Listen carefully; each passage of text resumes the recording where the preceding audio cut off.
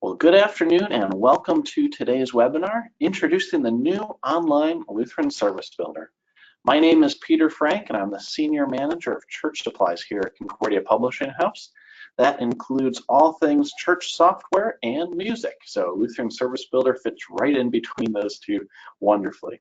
My contact information is on the screen. You can see that there.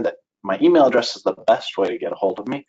Phone number is good too. It takes you right to my office phone, which is here, although I'm not usually here in my office as much as I will be during this webinar. So I run around the building, going to meetings and talking with different people quite a bit. So always feel free to reach out to me and I'll have contact information for some of my associates at the end. I've been with our group here, well, I've been with the publishing house for 11 years. I've been working with church software for about 6. And I've been working with Lutheran Service Builder for about 2. So I'm a relative newbie compared to many of you who have been using it since it came out in 2006. And so just know that I may not be the absolute expert in all things Lutheran Service Builder, but I work with the experts. So I've inherited a lot of knowledge from them. And I've been with this new online version since almost the beginning. They started a little bit before I joined the team.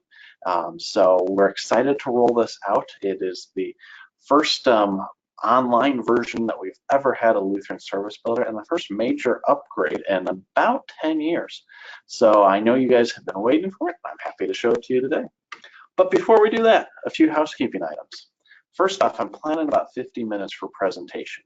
Like I mentioned before I went live, this is the 4th and final version of this webinar, or instance of this webinar, if you will. The first 3, I went over that. Now, the last one was because of technical difficulties, but I'm going to try really hard today to stick within 50 minutes. So if I talk too fast, that's why. I apologize in advance. Planning for about 10 minutes for question and answers at the end. That is another thing in our last 3 webinars. We had a lot of questions. My associate Tim is on the line with me, or at least on the chat, to answer those questions as we go. So that means you can ask questions throughout. Go ahead and as soon as something comes into your mind, go ahead and put it in the chat. We'll respond to it either in the presentation or in the chat. If I don't answer those questions in the presentation, well, I'll definitely answer them during our Q&A time. So we are recording this. This recording will be shared after the fact, either later on today, or since this is a little bit later in the afternoon than we typically do webinars, it might be tomorrow before that is shared. But we will be sending this out to all of you and anybody who registered as well. And if you are one of those who are watching after the fact, I'm sorry you couldn't be here live, but I'm so glad you were able to tune into the recording. All right. Before any webinar, I make a few assumptions about who is going to be attending this, and this webinar is no different.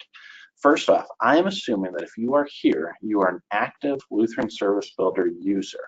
Now, we only invited those who are active users, but I know that sometimes people like to share the logins or the invitations, and that's fine. If you are not, you're welcome to stay, but just know that some of the stuff might not be well explained because I'm assuming you're already used to using Lutheran Service Builder. And if you are an active Lutheran Service Builder user, I'm assuming you at least know the core concepts of it. I know that churches get new workers all the time and new administrative assistants and office managers, and so there's always this learning curve that goes into place.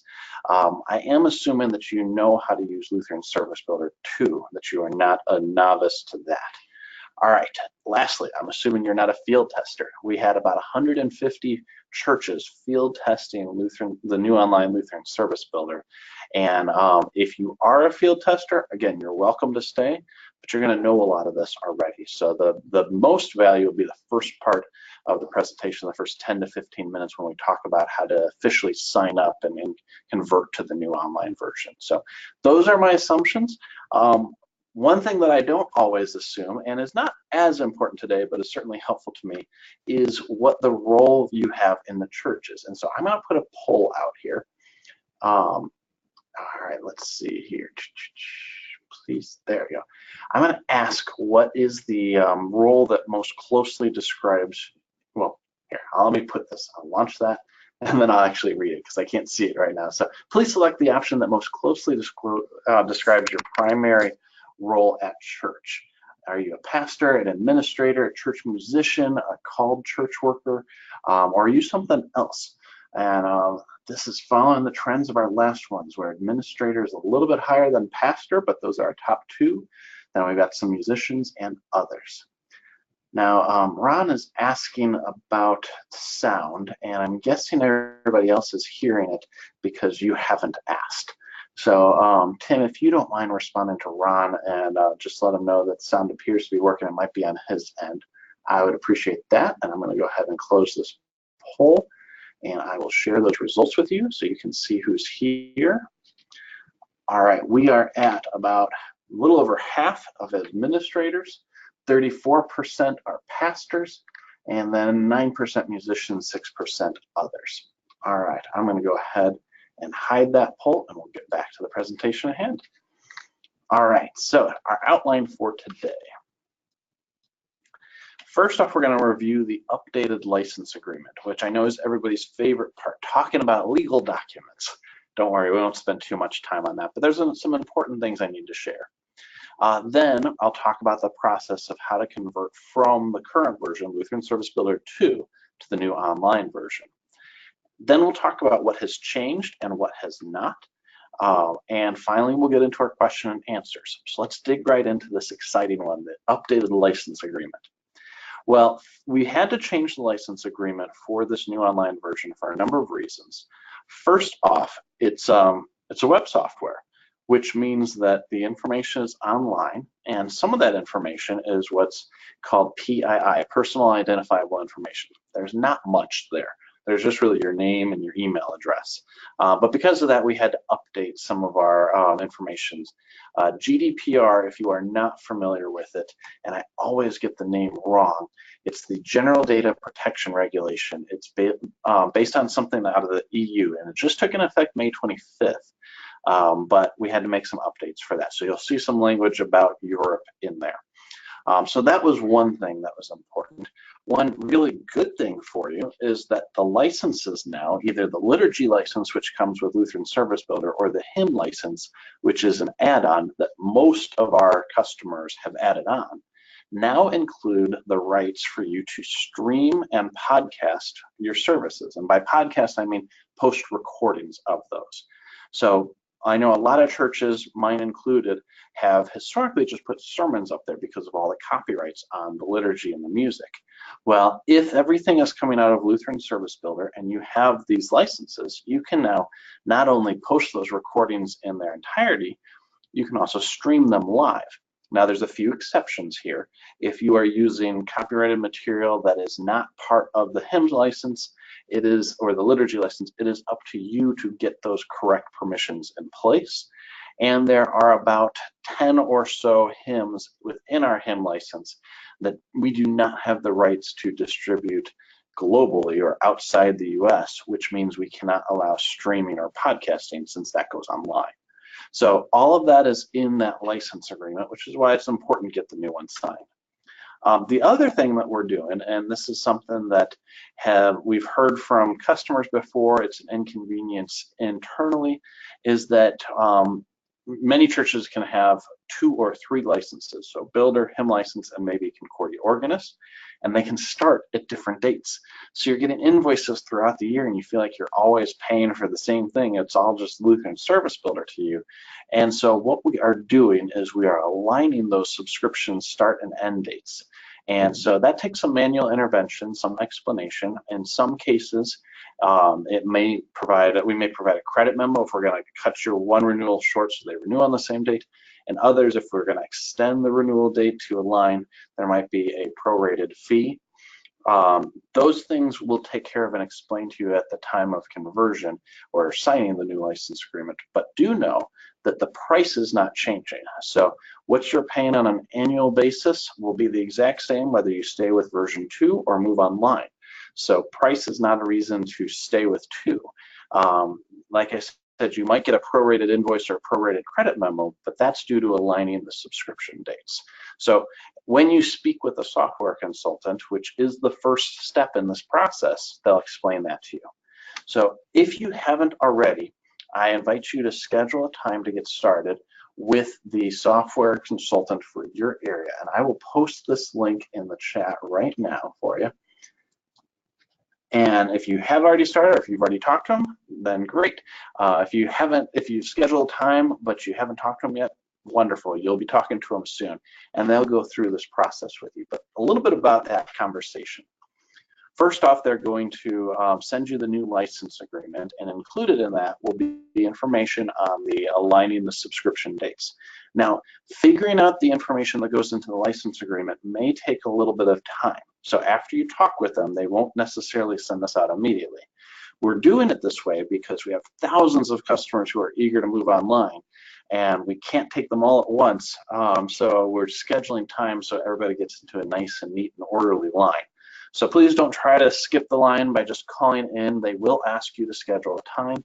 We're trying to prevent people from having to sit on hold with our phone lines, trying to get in and get to the right thing. So that's why we set up this nice line of scheduled conversations. But after the conversation, there's only a few minutes before the next one. And so sometimes compiling this information and sending it out can take a little time. So please be patient. You'll get it shortly after.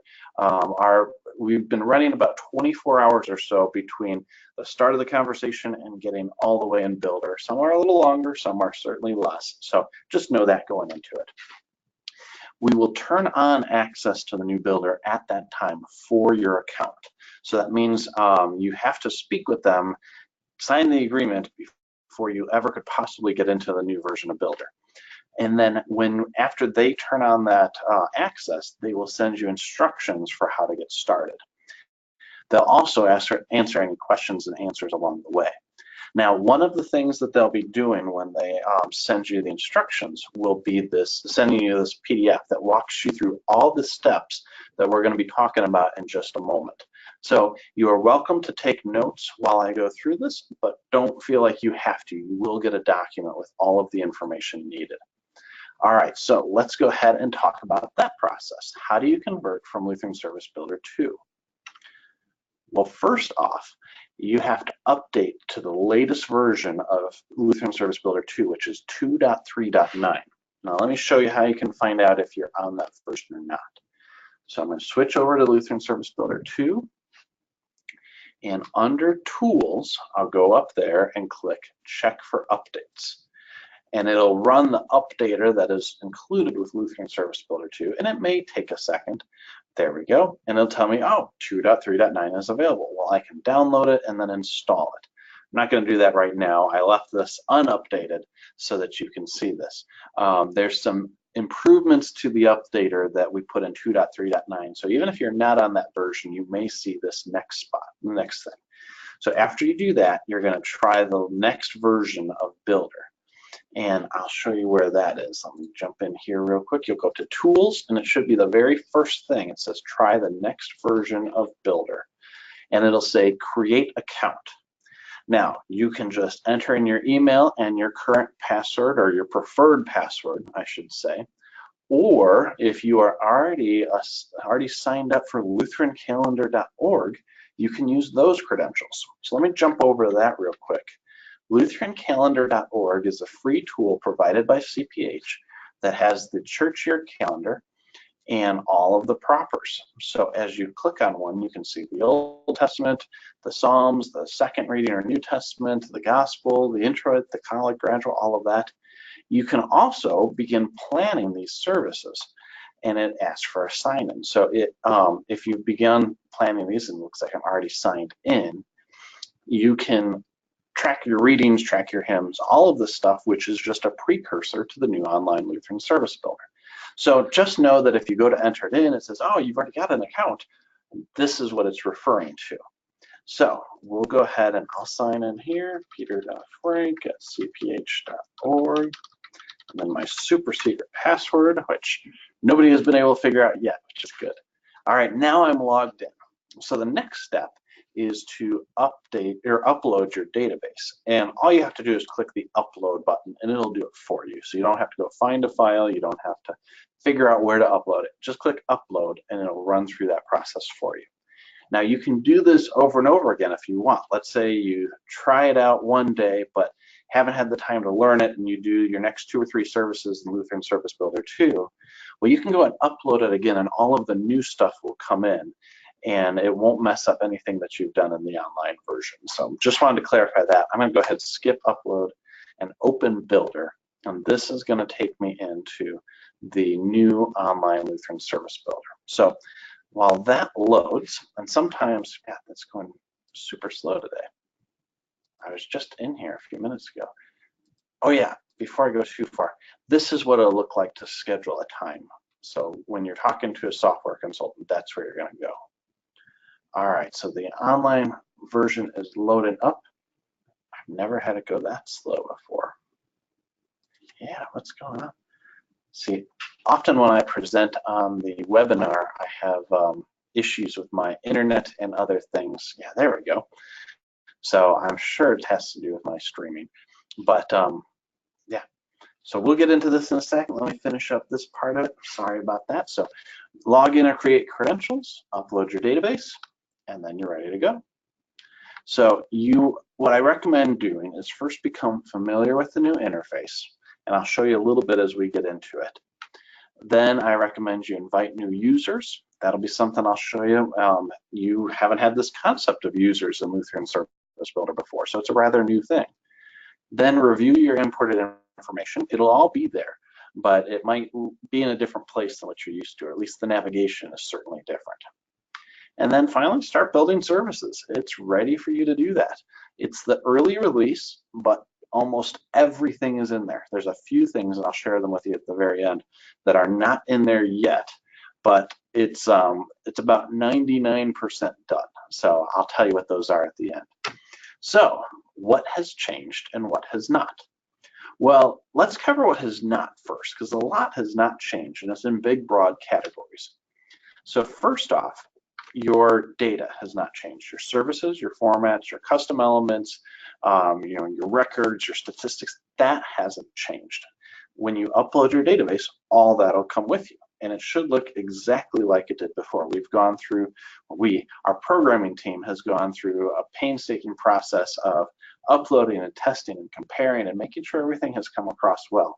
And so far, the results have been fantastic. So just know your data hasn't changed. Any instance where it was slightly different has been fixed months ago.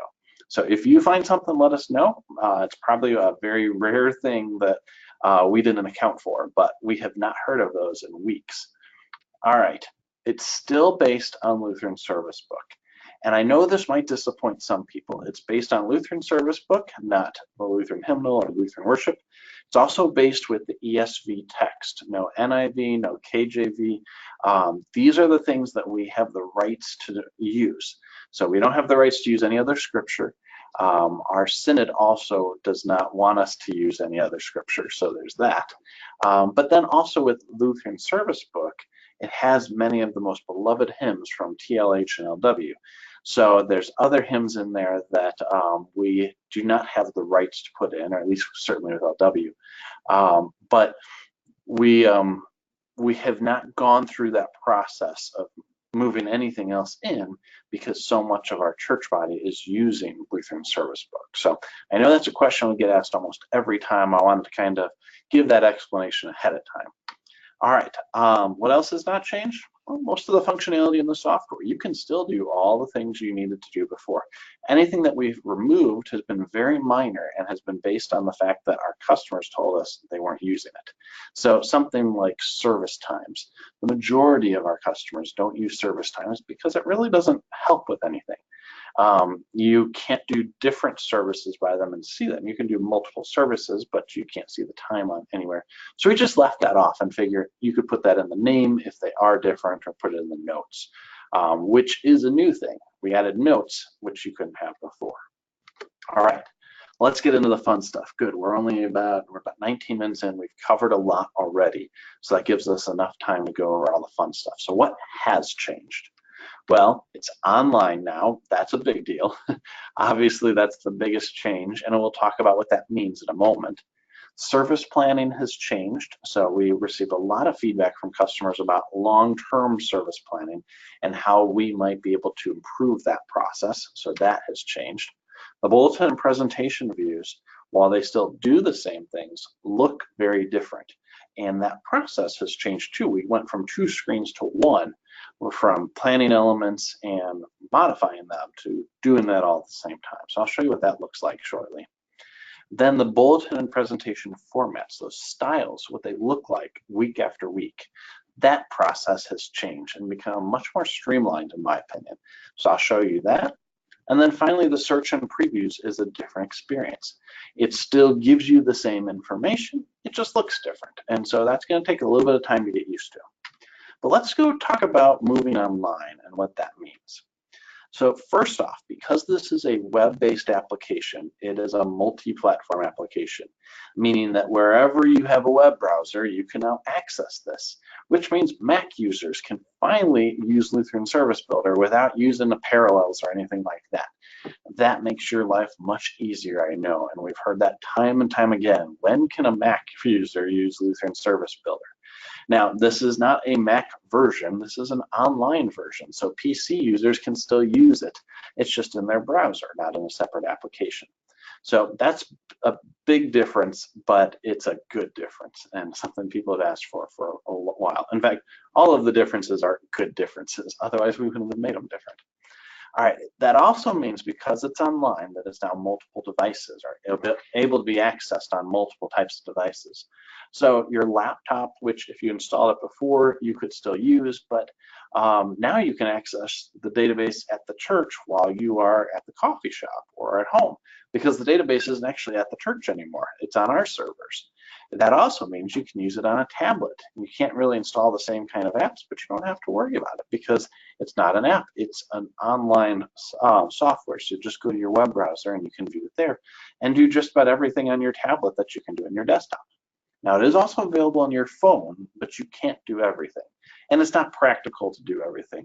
You're not going to be dragging and dropping worship elements from your phone and have that be any kind of great experience. So we've limited it to service planning. We may expand it in the future. We just have to have a good use case for it. It's not really a place where you go and plan your bulletins or your presentations. All right, so that's a big part of it. Like I mentioned before, you can now invite users to work together, and I'll show you how to do that. That means everybody can have their own login, and as many users as possible can have a login.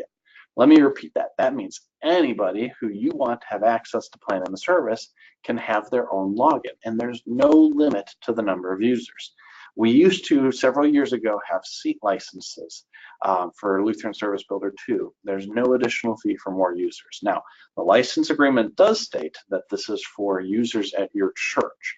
So you can't get it in your circuit or your district and share it with everybody. Now, it has to be within your church, but you can have the pastor and the associate pastor and the music director and the organist and the administrative assistant and office manager. Anybody who needs an account can have one as part of your church's license. All right, the other thing we get to do is leverage web technology, and you'll see that a lot in the interface, but it also means that when we need to update it, we just update it like that. And you'll experience that update. Oops, my snap made me go to the next screen. You'll experience those updates right away. So you don't have to worry about downloading and updating it on your own or waiting for the notifications. It'll just happen and you'll see that. All right, so that is why moving online is a good thing. Let's get into the details. Service planning. All right, so in Lutheran Service Builder 2, you would create a service, plan elements, and choose the formats.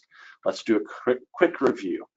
So under calendar, you would click on a date, and we'll go to Pentecost 9, and you'll click plan the service. You have to choose your order of service before you can do anything else. So we'll pick Divine Service Setting 1, click OK, and there's all our elements. Now we get to pick the ones that are missing. So like we have a hymn of invocation spot or placeholder, but we have to pick that hymn. And so we pick hymn here and we say, okay, that's the one. Now we have to pick how it displays. So we go to Bulletin View and we say, okay, let's make that show the melody. Or let's use one of my styles and see what comes up. And so the default is text, but I really want the melody there, so I'm going to put it as melody. So those are 3 different screens for that. Well, let's look at the new online Lutheran Service Builder. So this is the new version of Builder. It looks very similar to Lutheran Calendar because it's based off of that. That was, like I said before, a precursor to this version. Now I'm going to zoom in a little bit so that you can see better. And I'm already signed in because it launched from Builder 2. And you can see at the top I have my locations. So I'm going to use Light of Christ Lutheran Church. I'm associated with a separate account. And a user can be in multiple accounts.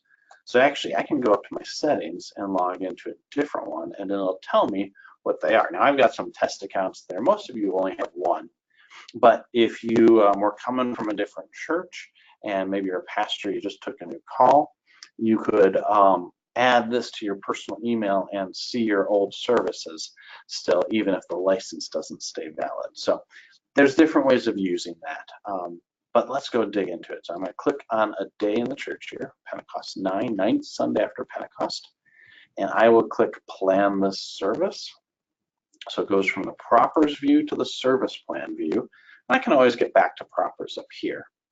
But it gives me the readings for that day in the church here, a spot to add hymns. I can choose my order of service if I want. I can mark if there's additional rights, and I can add notes to that. So if I wanted to add a reading, let's say, and we'll go real basic, we'll do Psalm 316.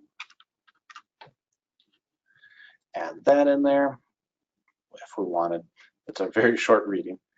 Maybe we'll go 3:16 to 18. All I have to do is type that in. And if I want to see what that is, I click this preview button here. There we go. And I'll click it back. It's in the top right corner. We'll get into that in a little bit more detail.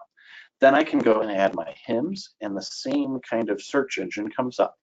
But it'll show me the hymn of the day, hymns for the readings, or other suggested hymns, just like in Lutheran Service Builder 2. So I can select the ones I want. We'll click Add Hymn. Now notice I'm not saying where we're singing them. I'm just adding them in because they may change. And that was one of the reasons why we built this view, is so that you could do these things, start to plan it out, but not commit to them. They're not already in your bulletin until you start preparing for your bulletin. So that's why this is thought of as service planning in advance for many services at a time. And that's what many of our customers were doing. They were just doing it outside of Builder. So I can add an additional rite like baptism or something and say I want to include that. I can add the notes of who's preaching. Pastor Smith is preaching. And then whenever I'm ready to, I can choose the order of service. And I'll go with Divine Service setting 1. Now I've chosen all of these things, and now I can either, oops, I went too far that way. I can either go to prepare my bulletin, or I can go plan the next service if I'm doing these in one sitting. But I'm going to go and prepare my bulletin, and that takes me to the bulletin view, which is an all-in-one view. So like I said before, I selected which hymns I wanted for my service plan, and I selected my order of service, but I hadn't told where those hymns were. So here's the hymn of invocation, and when I click on it, I see up here in the top my service plan. So maybe I'll say the King of Love my shepherd is, and I'll put that right there. And so I can see it. It's my opening hymn of invocation, but I really want to show the melody. Well, I can do that right here and click melody. And then I can say, well, we're not going to do all the stanzas. Let's take off stanzas 5 and 4. And now you'll notice 6 move from the bottom up into the melody. That's a new thing. That's pretty exciting. So at a certain point, you'll have some that are down below in text, because you can only have so many splitting the melody before it gets hard to read. But if you have, I think it's 5 or fewer, they will show within the melody. And if you have more than 5, only 4 will show, and everything else. I think that's how we have it. Or maybe it's just that it's how it shows in the hymnal. Either way, you've got that option that if you're only doing a few, they'll all be in the melody now. So that's pretty exciting. That's a new thing. But you'll notice that I did all of this from that same view. I selected which hymn I wanted to do, hymn of invocation. I picked the hymn for that, and I changed the formatting and the stanzas all in one spot. And it looks like it's gonna print. You see this formatting and everything is based on the bulletin format. And we're going to get into that in just a moment, but I want to go back to that service planning. So before we created a service, planned elements and choose formats, now you plan a service and you prepare the bulletin and presentation. So that's all in those 2 views, whereas before you were doing it kind of in 3 views, but not at a higher level, and you couldn't really do the fine-grained stuff without going back and forth. So we think that's much more streamlined. That's what everybody's been telling us. I'm excited to see how that works for your church, because I think it's really powerful and could save you a lot of time and save you from doing that elsewhere, that service planning aspect of it.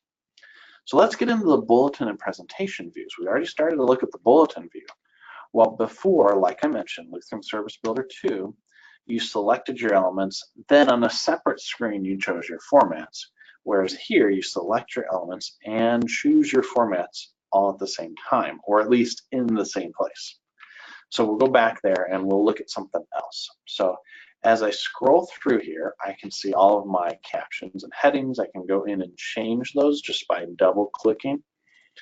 And let's see, we'll take off the end just to show how easy it is to type. I can go in here and say, all right, well, show the caption or don't show the caption. Or if I want to change the caption, I can do that. Still can do the sub captions just by double clicking those. Down below, here is our confession and absolution, which doesn't have a caption right now because Divine Service 71 in the hymnal doesn't have that. Or I should say the default bulletin format, which is based off of that. But if I click on that, I can choose the caption.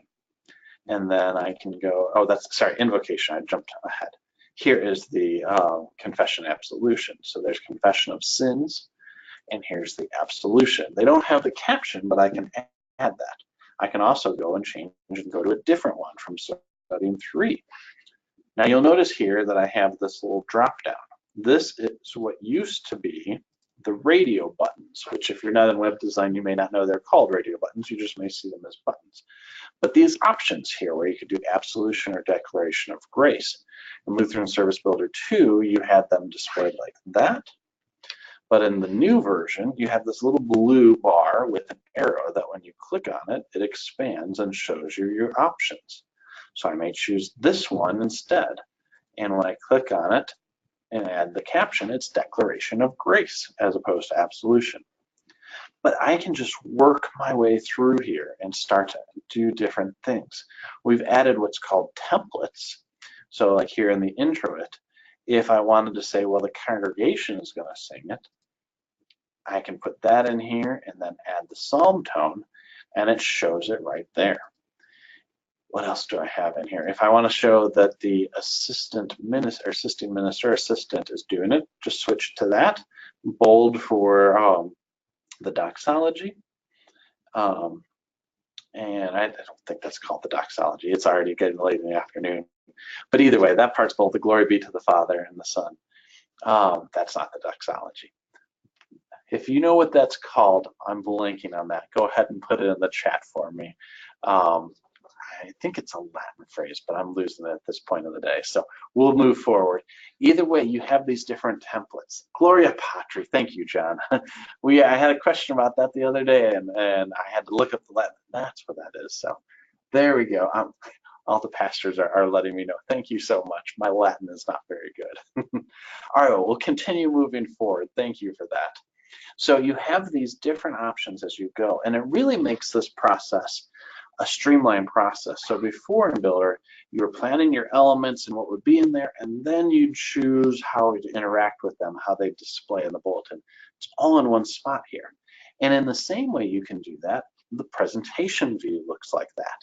And that's really different because as you go into here, you can see exactly how your screens are going to look as you are planning your service. Now, what we have found is that some people are doing both, but more often than not, you have 2 very different things. So the presentation view is where the bulk of the service is, and you might have like a single page insert with just the captions, or you may not do a presentation view at all, and you're doing everything in the bulletin. So it makes it easier for those either or congregations to do it this way, and it's about the same for those who are doing both. So you can go in here and say, all right, here's my hymn. I already chose to do 1, 2, 3, and 5, or sorry, and 4 and 5. Maybe I can switch it and I'll do 4 and 6. I can see that and see exactly how it shows up here. I can also just change it to text if I wanted to do that, and each verse is on a different one. So all of that's easy. There's the confession of sins. If I want to do the one from Divine Service Setting 2, I click on it and it changes it. And it puts it all in here for me with those subsequent slides. There's my option. So Declaration of Grace, well, maybe now I am going to do the absolution. I select that there. So it makes it really easy to just go ahead and put it all in as you're planning out your slides. Now, there may still be some formatting. You may want to move some things onto another slide. That can be done in PowerPoint or whatever your presentation software choice is. But you can plan most of it right here, and it's going to format it as best as it possibly can. Sometimes it'll get it wrong. That's just going to happen because of the way, figuring out exactly where to do the breaks is. But we do our absolute best to figure out where it can break appropriately. But again, all of this is doing it at the same time. So you're choosing elements and choosing formats all in line. Let's go into the presentation, bulletin presentation formats next. I kind of gave you a sneak peek of that. All right, so here within the presentation view, under the tab document, you have presentation format, and we are currently doing basic. We could do iron, and that'll pull in, which I'm sure you're very familiar with, or I've got a custom one, which I'm calling Pentecost, for the season of Pentecost. This is very different. It has a different background image, different colors. The screen size is different. It's for a widescreen monitor. So you can see as you go, even the rubrics I've made to be red, but a red that shows up on green. So you still have all these options, but you see what it's going to look like based on what you chose. Let's go back to the bulletin view, and I'll show you then after that how to format those. So here's the default one. If I go in here, I could change it to the Creative Worship format, and that shows it with that Arial, with the centered headings, all of that. I can go into large print, which is legal and folded, and sometimes when I'm zoomed in, I get these overlaps. That doesn't actually happen if I'm zoomed out and I refresh it. At least it usually fixes it. The one time I show it off, it might not. Let's see how that looks. Yeah, that's still wrong. That's okay. We'll switch back and forth here. We'll go to large print legal. Yeah. Oh, that's just because of how long the hymn name is. So we could do, shorten it up there so that it doesn't overlap that. And there we go. So there's a lot of different ways you can use this, but you have a much better way of what it's going to look like with fonts and sizing and paper size. And all of that is done by bulletin formats, which you can access by going up in the top right, clicking the little settings cog, and clicking bulletin formats. Now, when I click on that, it shows me a listing of bulletin formats by name. And when I click on one of those, like we'll go to Creative Worship, that's one of the default ones. I have all of the details already figured out. So let me zoom in so you can see it a little bit better. So just like in Lutheran Service Builder 2, you can choose each type of style. So body and heading. Maybe you want to make it larger and go 20-point font. And maybe for the captions, you want that to be larger and maybe, a nice dark green color or something like that. I don't think that looks that great. Maybe you want it centered there. And then maybe you want the subcaptions to show up differently. If you go to content, you can change how those are displayed. So for hymns, show subcaption. Well, maybe we don't want anything there. We'll just erase that. And for the caption format, just show the roll. And maybe we always want it to show a melody. So you have these different options. You also have paper size. So if you wanted this to display in a legal size, you could do that, but it's only going to be folded You're going to do legal, landscape, and then fold it in half. That's what it's going to look like there. Now, there's a lot of different options and how it exports to Word. Word can sometimes struggle with it, so we also provide you with a rich text format. And Word seems to handle that better, at least when we're talking about the folding. Everything else Word handles fine. It's just the folding that Word doesn't. And we could fix it for Word, but it wouldn't fix it for like Google Sheets or Pages on Mac. So that's why it is the way it is. All right, let's go back and show you how that was in Builder 2 and how this is different. So in Builder 2, you have your presentation view with a theme and a format and a layout. And you'd have to do all three of those separately. Now they're all combined into one.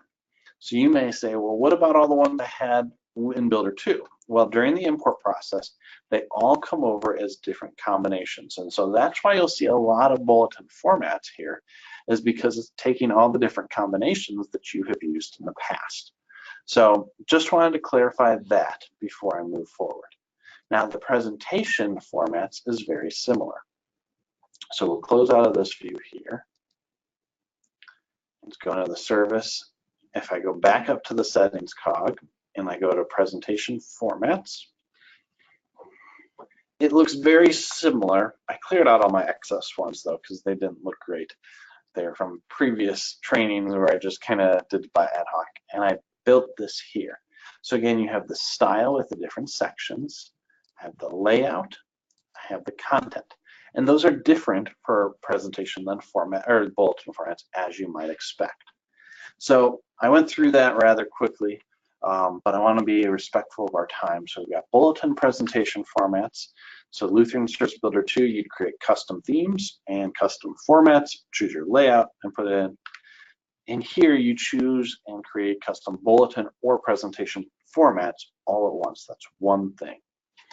All right, the next thing I'm going to show is the search and previews. Oops, too far. All right, search and previews. I don't have sub-bullets for that. So let's go back to, whoops, where am I going? Here we go, bulletin formats, or presentation formats. I'm used to seeing more blue on the screen up at the top. I forgot that I'd left that on here. There we go, that's what I'm used to seeing most of the time. Let's go back and change this to the default.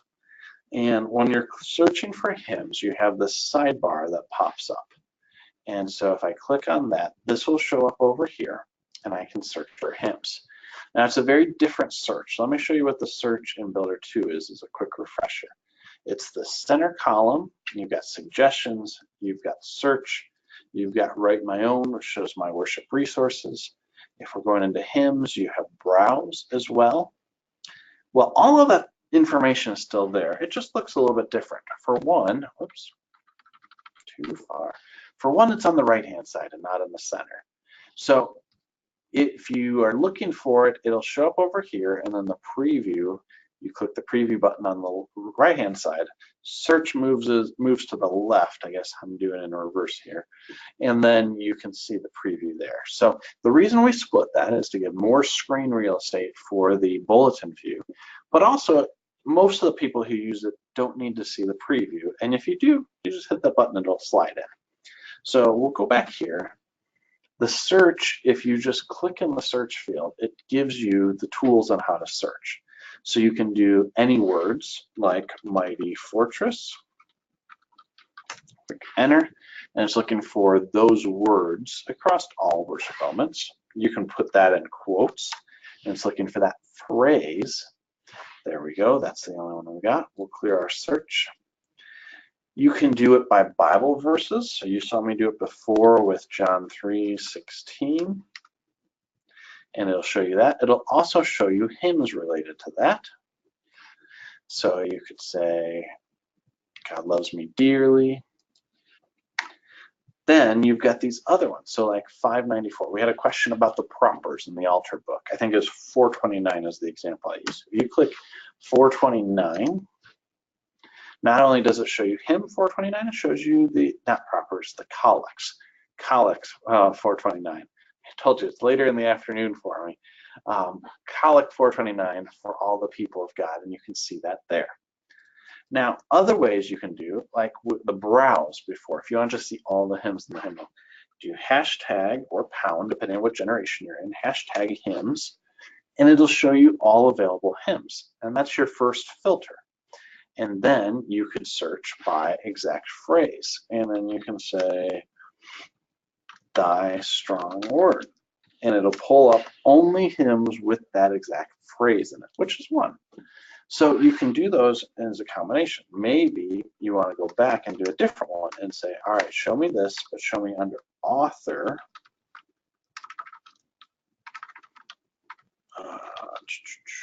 Author Stephen P. Starkey. And I can even click down here if I don't want to type it all in. And let's see what hymns Reverend Starkey has written. He's written a bunch on the hymnal. Let's go even farther down and say, all right, topic, Easter. All right, what Easter hymns has Reverend Starkey written? Okay, those are the three, and now I can click on it. And if I'm not familiar with that one, he's a new hymn writer, or new relative to, let's say, the Reformation.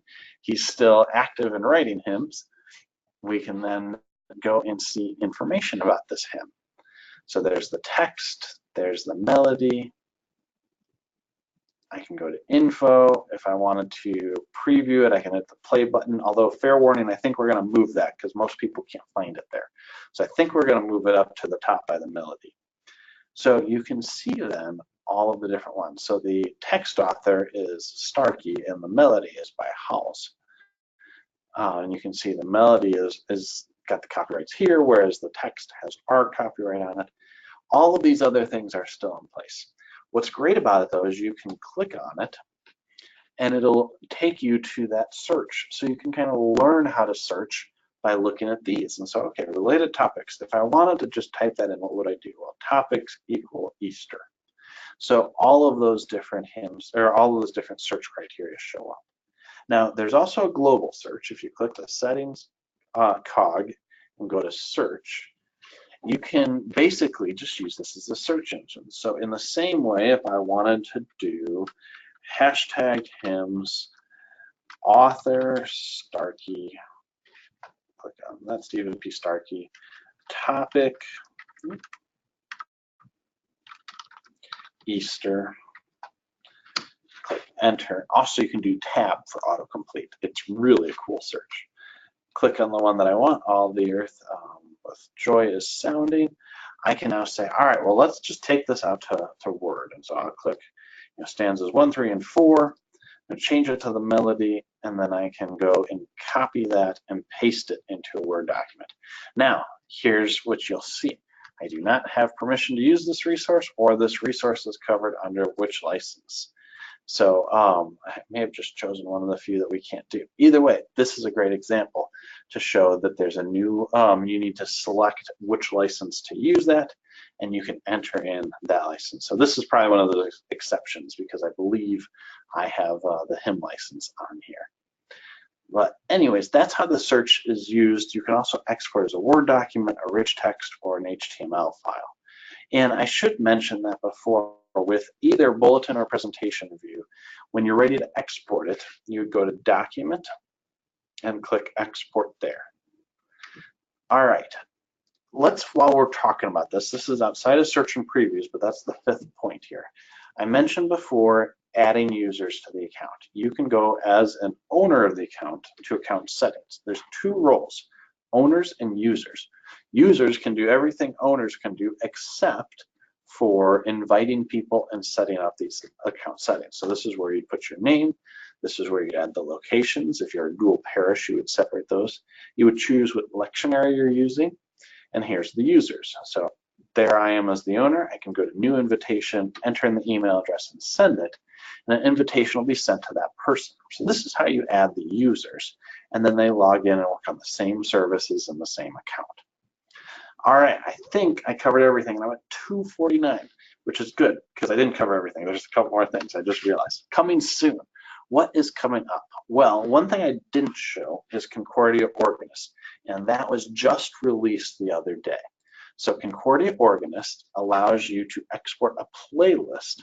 Now, if you were in my last three, I kept saying it's coming soon, but now it's here. So we can go here and prepare a playlist. And this will take us to a view that has all of the elements that we've selected.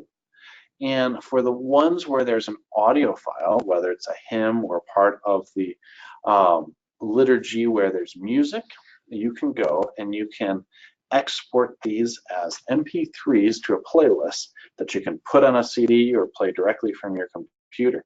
I don't think this will play if I click preview, but you can preview that regardless of whether you have an account. It's only the first 10 seconds or so, so you can hear it, but you can't do anything with it. But just click that play button, and when you're ready, you download it to a zip file, which then has all of those MP3s compressed and ready to go. So that is how you use Concordia Organist.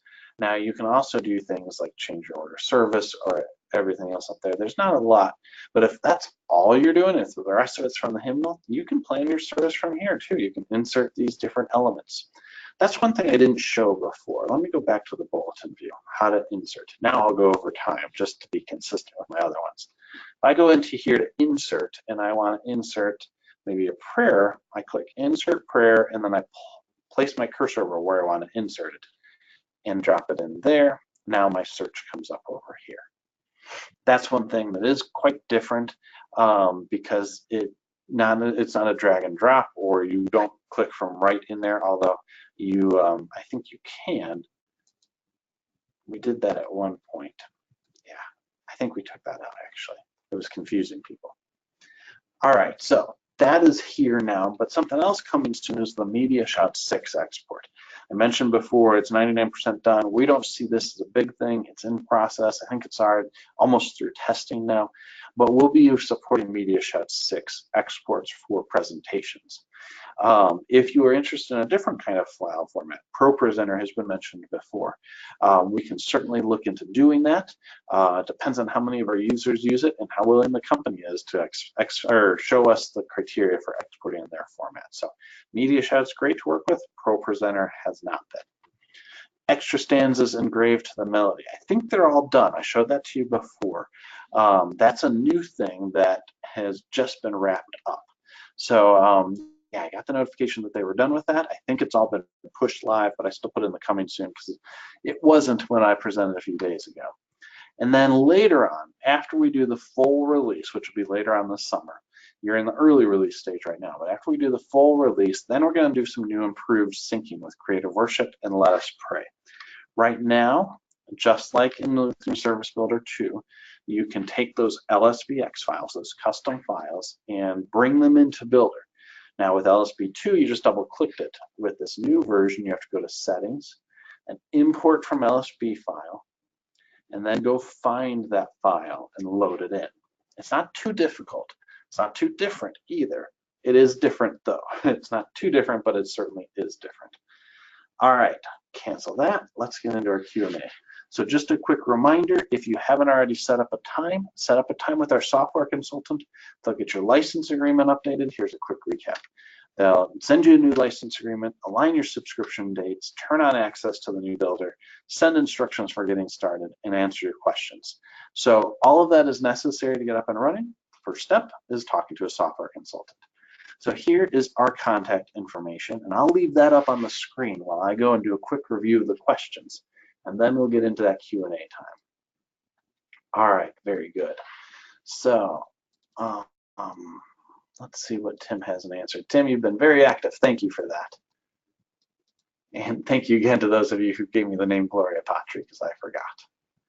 All right, Tim's got most of the question answered. Way to go. All right, how do we know what licenses we have? So Brenda's asking that question. Brenda, you can, in Lutheran Service Builder 2, go to, I believe it is from the home screen, renew annual subscriptions. Under Tools, renew annual subscriptions, and that should tell you your account number. Actually, that's not the best way of doing it. Yeah, because it's going to take you right through that process. I thought it showed you what licenses you have. Either way, when you're talking to the software consultant, they'll be able to show that to you. I don't thought we had it in there. I don't often go to look at what licenses I have because I always have the test ones. But I know for a fact that our software consultants can tell you what you've got and get you up and running. So that's the best way to do that. Let's see. Kurt is saying some people find the font size to be small when used with the melody line. Is it possible to make the font larger, particularly in presentation mode? Well, yes and no. That's a question we get a lot, and some of it's just a practicality. So let me show you first in bulletin formats, because you have more options there. But we'll go here to the default view, and then we'll change hymns, content hymns to melody. And then under layout, depending on your page size, you can say automatically scale, and it'll go to the full width, and that will help. You may even change some of your margins and stuff. Yeah, that pushes it over to the side like that. Now, that's one way of doing it. It's fixed images, so we can't change the size of the text font, but we can change the size of the image, and that's what you're doing is you're stretching the whole thing. The process of engraving music or text to music is more of an art form than a science. And if it was a science, we could do that automatically through the computer. But since it's an art form, we can't do that with any degree of confidence. It could be close to right, but not absolutely right, because everything is aligned just so that as soon as you expand the font size, it pushes everything away. So really, it's got to be aligned, and you just grow that image. That makes it difficult when you are doing presentations, and I'll show you. Let me jump over there real quick. So I'll go into the presentation formats. Now, depending on your screen size, let's go to basic first, because that's set for a standard screen size. If I go here to content, and I say, show me the melody, that fills the screen, at least on the width. In fact, I'm going to zoom out so you can see it. Oh, it keeps filling it up for me. Yeah. That's the zooming in can cause problems. The screen is meant to be the full width of it. So you can see you might have some extra. Now, if I went and changed my layout, let's say I did the widescreen. I'll just go to my widescreen one here. And let me refresh this now that I'm at 100%. The zooming can cause problems on the formats view because it always tries to fill your space. There we go.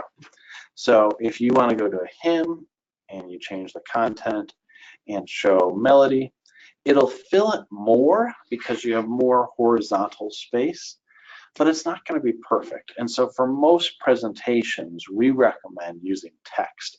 But if you have a widescreen, you might be able to get it to work. But it's just one of those things where from a practical standpoint, there's only so much we can do short of re-engraving everything and expanding the image, but you're still going to then have the notes smaller. So that's why we haven't done it, because it's not a good trade-off. So I hope that answers your question. That's a very long way of answering your question, Kurt, but we get that a lot. So I wanted to, give you a full answer. All right, let's see what else do we have. Scroll down here. I noted sometimes, Philip is asking, I noted sometimes it gets it wrong. What options do we have to correct it? Do you mean by page break, or I don't remember what I said when I said that sometimes it gets it wrong. That wasn't that long ago. You just asked at 2:56, so that was 3 minutes ago. I may have been referring to the page break, or I might have just been referring to the way the window is. So when you are doing presentation formats, it's going to try to fill the screen with your preview. So you can see there, both of them fill the screen. Now, when I'm going back and forth, sometimes that's when it starts to get it wrong. And so just a quick refresh. So that's probably a little bug that we've got to work out. It's caused by different sizes going back and forth. So when I zoom in, okay, well, Philip just said we don't use presentations. So maybe, I don't know what I was referring to then when I said that it gets wrong. So if you remember what I said, if it was related to bulletins, let me know and I'll jump into that. but for the most part, under bulletins, it works out real well. All right, so we are right at time. I just got another question that came in. We print out bulletins and we use the outline format in Publisher. Is that something that can still be used?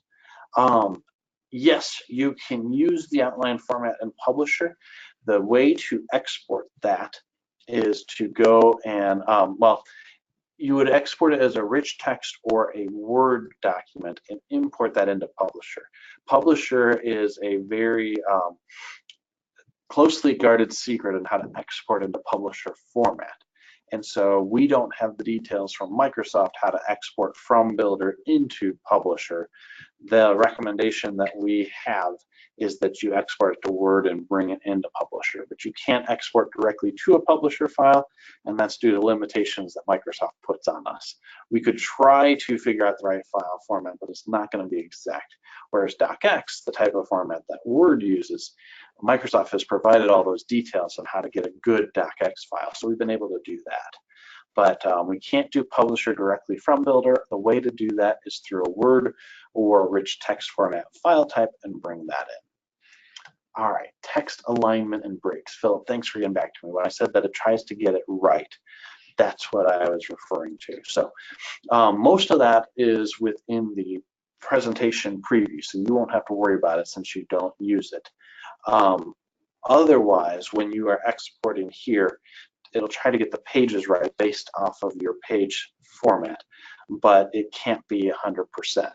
I may have been talking about engravings too. So when we were talking about, yeah, I think that's actually what it was. When we were talking about the melodies with the engravings, we could not automatically change it because it doesn't get it perfect. But all of these images are, and that's what they are. They're fixed images, so we can't do anything with them from Builder. They're just images that are uploaded, already engraved by musicians who are trained in engraving. That's what I was referring to. Glad we got it. Sorry about that. All right, let me go through a quick moment. There's a few things that we get asked very frequently. So Tim has already answered the individual questions, but they, yeah, Tim, and in fact, Tim, I'll actually correct you on one answer. Brenda saying, will we ever be able to have all four parts of a hymn be chosen like it is in the actual hymnal? If it's in the hymnal that way, you can, but it's not for all of them. So it's not like the company edition of the Lutheran Service Book, but let's go into bulletin formats and I'll show you where to do this. And this is where it gets a little tricky because it's not all of them. If you go into content under bulletin formats, content, hymns, you will have either the melody or the setting. And if there is a setting that's different than the melody in the hymn, it will display that instead. But it's not for all the hymns, but it'll match what's in the service book. So I hope that helps you, Brenda. It's a little bit complicated. I had to ask that question myself several weeks back. All right, so can you individualize sign-on permissions, limit what some sign-ons can do? Kurt was asking that. We've been asked that before. Right now, no. There are not different levels of permission, but we'd love to hear how you might use that because it's something that we could implement in the future. So Kurt, thanks for that question. And if others have that, if you have different things you'd like to limit, send us a feedback. Actually, that's a perfect time to lead into the information center. I should have shown that before. In the lower right-hand corner, there's a blue eye. When you click on that, it gets you to our help articles. And so you can say, let's type in bulletin and see which kind of results come in. So requests created in bulletin format. That'll show you there. We're going to continue to add to that help center. But you can also send us a message and type it in your feedback and send it, or their 800 number for our support team is there. Who knows, you may even get to talk to Tim about this. All right, can the PowerPoint have no melody and the bulletin have melody? Yes, John is asking that. So as you are overwriting it on the bulletin view, which is what Tim's referring to, you can do that. If your default formats are different and you choose the default, then that'll work. So let me show you what I mean. Under document, if the bulletin format has melody here and the presentation format doesn't, then it won't change. But if you go and you click on it and you start modifying it here, then what Tim's saying is correct, is that it'll override it on the other. So if you're going with the default and the defaults are different for each, then they'll be different. But if you go and override it, it's going to try to apply that to both. All right, let's see here. Any other ones that I can answer for the group? Oh, I noticed that when you were making a cross, you're saying invocation. I noticed it comes in as a T. How do you get it to come as a cross? That's going to be based on fonts. So like here, you can see in the invocation, the font that I'm using has the cross. But if I went into a format that uses something different, the cross may not work. So that, let's see, we'll go in here. Bulletin formats, or it might also be a preview thing on this. Yeah, actually, I think that's really what's going on here, is it's a bug on the preview. So I know we've talked about the developers, so that should be fixed soon. All right, well, we're 6 minutes over. I still have a large crowd, so I'll answer a few more of these questions if you're willing to stick with me. Jack is asking, can you insert hymns from a different hymnal other than LSB? And the answer is yes, you can through My Worship Resources. That's more advanced user stuff, which is why I haven't shown it today. But under Settings, under My Worship Resources and My Hymns, you can go in and create a new hymn. And here's one that I added in here. As Stone on Living Stone is Set. You can add the text in here and set up the different verses. You can bring the melody in if you have the music files. And then you can set it up by types. The work is on you. We don't have any other hymns to bring in at this point. We may consider that in the future, but we'll have to get all the copyrights figured out first. So we don't have that right now in our roadmap, but just like in Lutheran Service Builder 2, you can bring in your own worship resources, and as long as you take care of the copyrights outside of Builder, you're fine. It doesn't sync automatically, even if you're using other licenses. All right, let's continue to go. Here's a big question Don asked. Can the desktop version still be used? Yes, it can still be used. We are going to be discontinuing support for Lutheran Service Builder 1 later on this year, and we'll let you know about that. But we'll continue support for Lutheran Service Builder 2. And the reason we're discontinuing support for 1 is because we got a new version of that 10 years ago. So if you're still on 1, I recommend you move to 2 or the online version. But if you're using 2 and you're comfortable with 2, maybe don't have good internet connection, you can continue to use that. We'll continue to support it as long as we have enough customers to make it worthwhile. Now, we're not going to be making improvements to it, but we'll continue to support it through our support team and through the licenses and functionality. So that is up to you. My recommendation is to move online because we're going to continue to add new and better things to it. But I understand circumstances may prevent that. So that's why we're continuing to support for an indefinite length of time. Basically, we'll be able to tell how many are using the new version versus 2. When our number on 2 gets too small to continue to justify it, then we'll make an announcement. There'll be plenty of time. So it certainly won't happen within the first year. If everybody moves, then maybe after the first year we'll do it, but I'm expecting 2, 3, maybe more years. So it's not a rush. You let us know which ones are best just by using the one you prefer. You don't even have to tell us. We can watch from where the submissions of hymn usages are coming in, which version comes through. So that's to answer that question. Don also asked, can there be multiple owners or just one? Yes, there can be multiple owners, multiple users, no restriction on that. What if I don't have Lutheran Service Builder 2 on my computer, but only on the secretary's computer? That's a great question. Start off, upgrade it from your secretary's computer, upload that database to the new online version, and then invite yourself, or she can invite you, or he or she is the secretary. I don't want to put to make it gender specific. The secretary can invite you, and then you can log in from your computer. So that's how that works. All right, I think we're in good shape. There's a few more that aren't quite as common, and they were answered.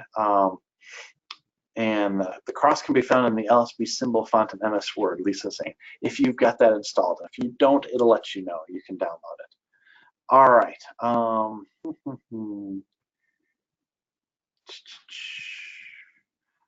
Philip's asking example hymn. Let's see, 517 and 518, but 518 does not display melody.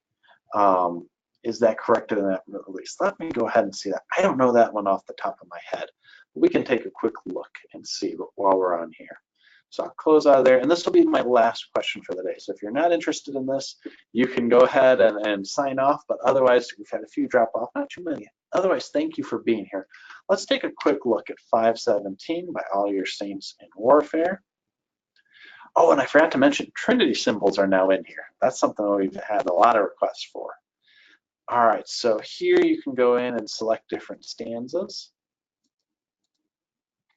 And that feeds in nicely. And then let's go in. Yeah, you know, I wouldn't put all those in. Let's do 518. And that melody is in there as well. So was I didn't check 517 if there was a different option up there. Yeah, it looks like it changed a little bit. Yeah, it did change. So I don't know if it's just the spacing, but the melodies are in there. So Philip, I'm hoping that is what you were looking for. Yeah, there's all the other additional stanzas in there, and the melodies are there. So I could see why it might not be on 518, because 518 has all the additional ones, and we previously only displayed the melody for those that showed the melody in Service Book. But now the new update has all of them. Yep. So yeah, looks like another reason to upgrade. Philip, you just said that. So very good. I'm glad I could answer you that. I didn't know about that specific hymn, but it makes perfect sense why it wasn't in the first one. So the heading is still 709. Oh, you're right. That's because I typed that in and overwrote it. So if I take off the caption, let's clear that out. There we go. And so my format for mine has just hymn there. Let's see.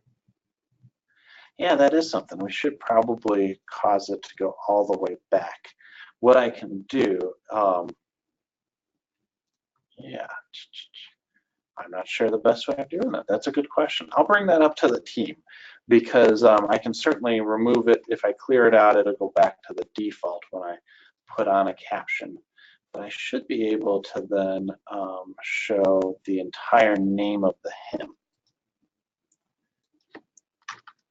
Sorry for those of you who are watching me just play around with it. Like I said, I'm not the absolute expert, it's still new. But the reason it still showed that is because I modified the caption. If I had gone, like if I go and insert a new hymn, hymn, and place it there, and then go to 517, it'll show up. And it's used more than once. There's one of those indicators.